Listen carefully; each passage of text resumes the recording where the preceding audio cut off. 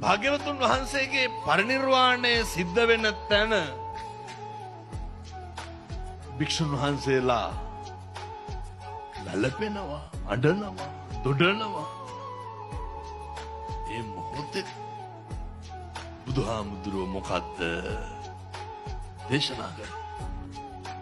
මාසේ දේශනා කරන මේ අඬ ඉන්න කාලයක් නැහැ. ශෝක කරන්න කාලයක් නැහැ.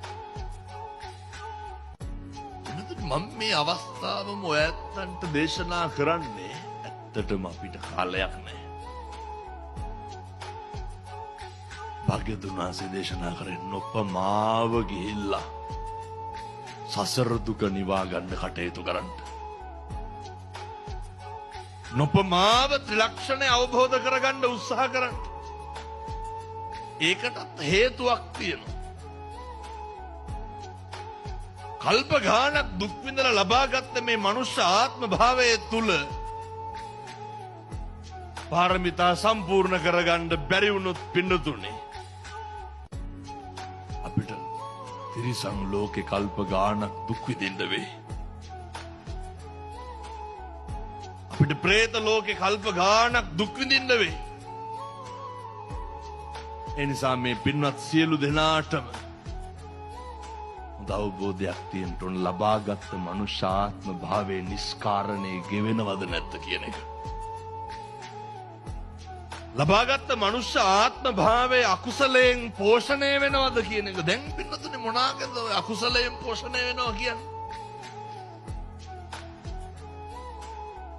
ප්‍රධාන අකුසල මූල ධර්ම ලෝභය, ද්වේෂය, මෝහය.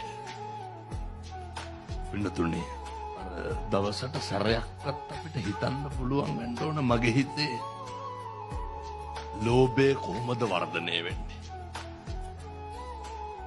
මගේ හිතේ කොහොමද ද්වේෂය වර්ධනය වෙන්නේ?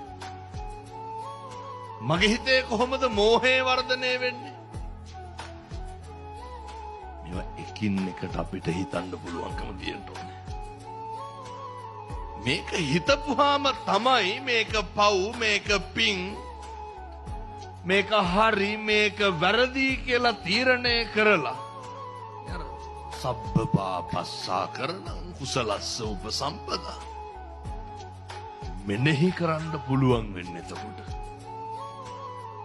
හැබැයි අපේ හිතේ හොඳ විනිසුරුවරයෙක් ඉන්න ඕනේ. අපි හැම එකක් මේ විනිසුරුවරයාගෙන් අහන්න ඕනේ. කවුද ඒ විනිසුරුවරයා? අපේ හෘද සාක්ෂිය පිනතුනේ.